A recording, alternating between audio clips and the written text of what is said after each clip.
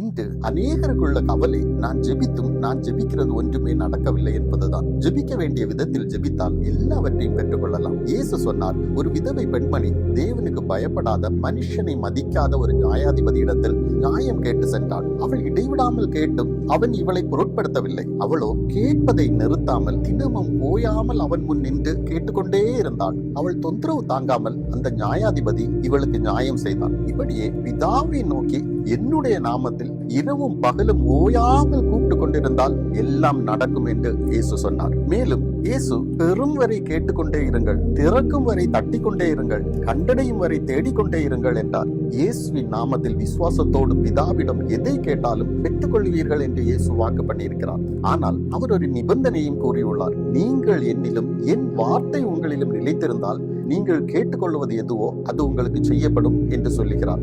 அவரை மாத்திரம் நம்பி அவரையே சார்ந்திருங்கள்.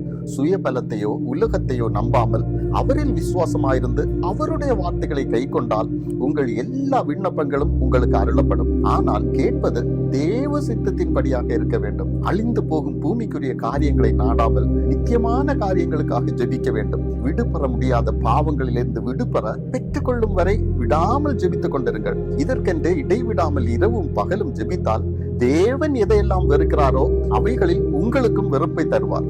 சோர்ந்து போகாமல் விழித்திருந்து பரிசுத்த ஜீவிதத்தை வாஞ்சித்து ஜெபித்துக் கொண்டிருங்கள். பரிசுத்த ஆவியானவர் உங்களுக்குள் வாசம் செய்ய ஜெபியுங்கள். உங்கள் சித்தம் ஒழியப்பட்டு தேவ சித்தம் உங்கள் வாழ்க்கையில் நடைபெற ஜெபியுங்கள்.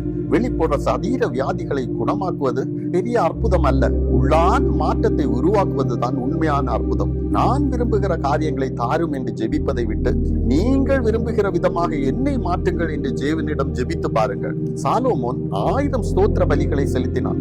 தேவன் அவனுக்கு முன் தோன்றி உனக்கு என்ன வேண்டும் என்று கேட்டார். இடைவிடாமல் நன்றி பலிகளை ஏறெடுங்கள், ஸ்தோத்திரம் செய்யுங்கள். தேவன் பிரியத்துடன் உங்கள் விண்ணப்பங்களை கேட்பார். கொர்நேலியுவின் தான தர்மங்கள் பரலோகில் சென்று எட்டியது. தேவன் மற்றொரு பட்டணத்திலிருந்து பேதுருவை அனுப்பி பரிசுத்த ஆவியை அவனுக்கு அருளினார். துர்க்காள் பிறருக்கு நன்மை செய்து கொண்டே வாழ்ந்தாள். அவள் மரித்தும் உயிரோடு எழுப்பப்பட்டாள். இப்படி தான தர்மங்கள் செய்து பிறருக்கு நன்மைகள் செய்து பாருங்கள். தேவன் இதில் பிரியப்படுவார். தேவன் உங்கள் விண்ணப்பங்களை அருளி செய்வார். ஆனால் பூமியில் பேர் பிரஸ்தாபத்திற்காக விளம்பரப்படுத்தி செய்யாமல் பரலோகில் பொக்கிஷம் சேர்க்க ரகசியமாக செய்தால் பரலோகத்திலிருந்து பலன் வரும். ஆமென்.